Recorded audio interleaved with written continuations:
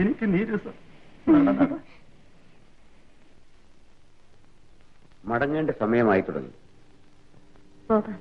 അതല്ല, ദേവി ഫൈനലായിട്ടൊന്നും പറഞ്ഞില്ലല്ലോ. പറഞ്ഞതിൽ കൂടുതലായി ഞാനെന്ത് പറയാനാണ്? ദേവി എനിക്ക് ചേർന്നവളാണോ അല്ലയോ എന്ന് ഞാനല്ലേ തീരുമാനിക്കേണ്ടത്. അത് മാത്രമാണ് ഒബ്ജക്ഷൻ എങ്കിൽ ഞാനും അത് ആലോചിക്കണം.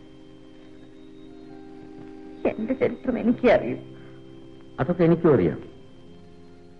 സാറിനറിയില്ല, ആർക്കും അറിയില്ല എത്ര വലിയ കുരുത്തക്കേടാണ് ഞാൻ ചെയ്തിട്ടുള്ളതെന്ന്.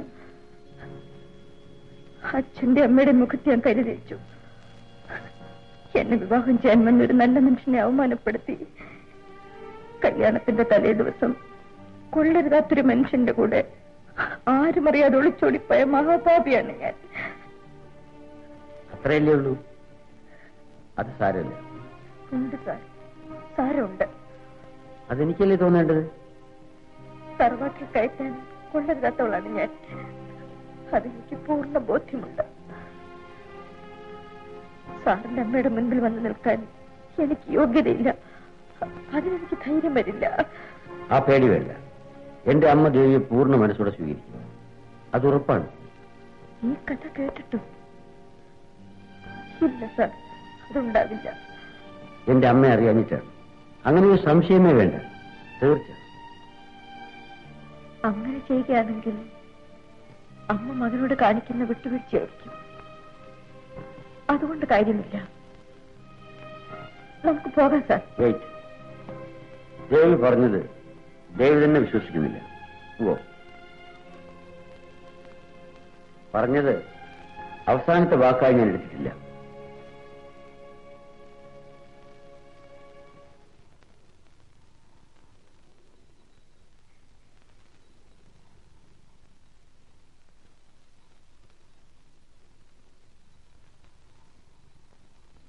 ഞാൻ എന്റെ മനസ്സിലുള്ള സ്ത്രീയുടെ മനോഭാവം എന്താണെന്ന് എനിക്കറിഞ്ഞുകൂടാ. ദേവി പറഞ്ഞത് ദേവി തന്നെ വിശ്വസിക്കുന്നില്ല.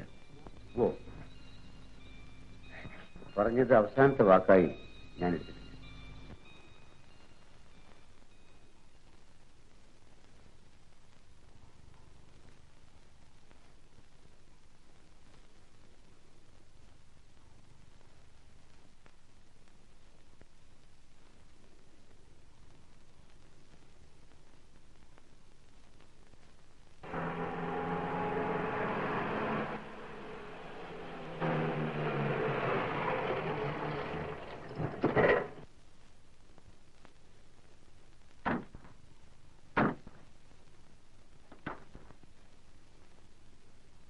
എന്താ ദേവിക്ക് ഇപ്പോഴും പരിഭ്രമമുണ്ടോ? Don't worry. അമ്മയുമായി 10 മിനിറ്റ് സംസാരിക്കുമ്പോഴേക്കും പരിഭ്രമം ഒക്കെ മാറും. വരും.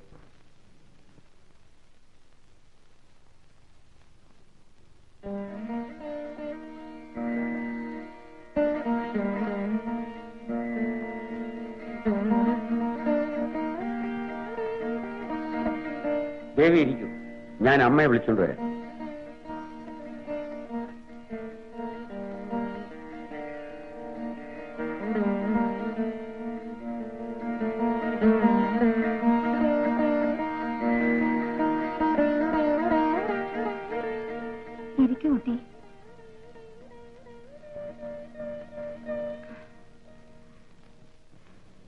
എന്താ നിൽക്കുന്നത്? ഇരിക്കും.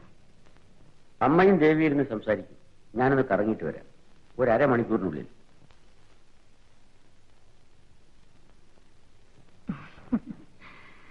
അവന്റെ ഒരു നാണം. മോളെന്റെ അടുത്തിരിക്കും. ചന്ദ്രൻ വിവരങ്ങളൊക്കെ പറഞ്ഞു. എനിക്ക് സന്തോഷായി. എന്റെ കാലം കഴിഞ്ഞ അവനും സ്വന്തമെന്ന് പറയാൻ ഒരാളായില്ലോ.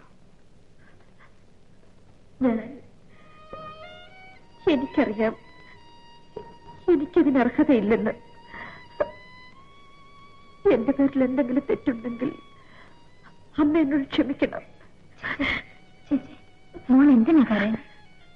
ഇങ്ങോട്ട് ഇങ്ങോട്ട് നോക്കൂ. പഴയ കഥയൊന്നും സാരമില്ല. എനിക്ക് പൂർണ്ണ സമ്മതമാണ്.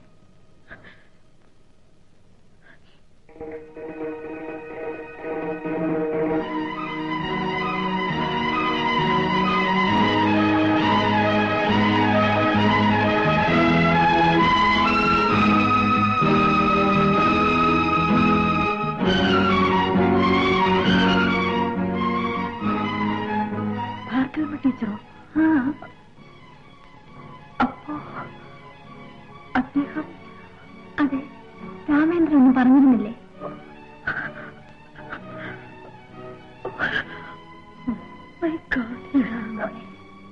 എന്ന് പറഞ്ഞു.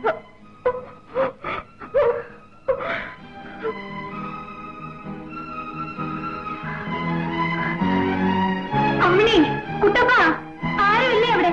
ആ പോയി സ്ത്രീ ഇങ്ങോട്ട് വിളിക്കൂ.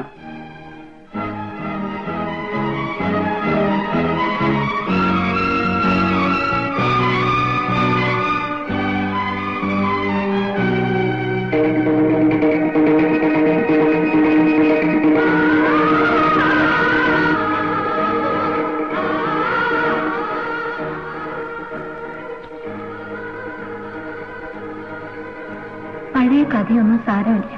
എനിക്ക് പൂർണ്ണ സമ്മതമാണ്.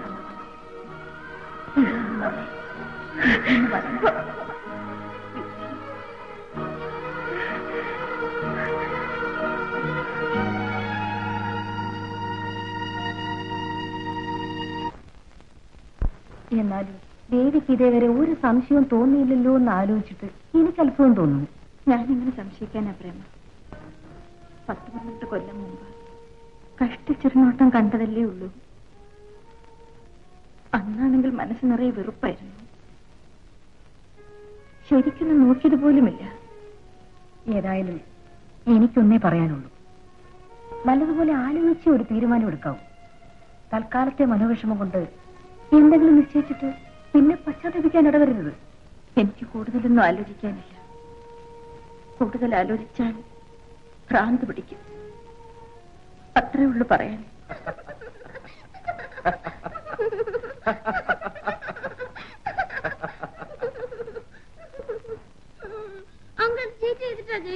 ഞാൻ സമ്മതിക്കില്ല. തോൽക്കുമ്പോ ദേഷ്യം വരുന്നല്ലേ? എപ്പോഴും ചീറ്റ് ചെയ്യുന്നു. നോക്കുമ്പോ എത്ര പ്രാവശ്യമാണെന്ന്.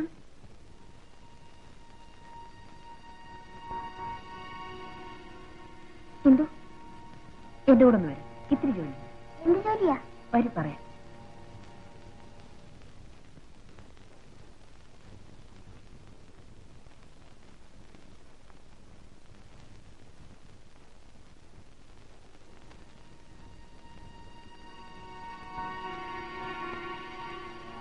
ചെരുപ്പ് മറന്നു വെച്ചിട്ടാണല്ലോ വന്നത്.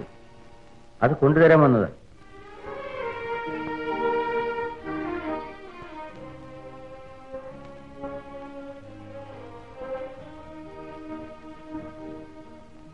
ദേവി,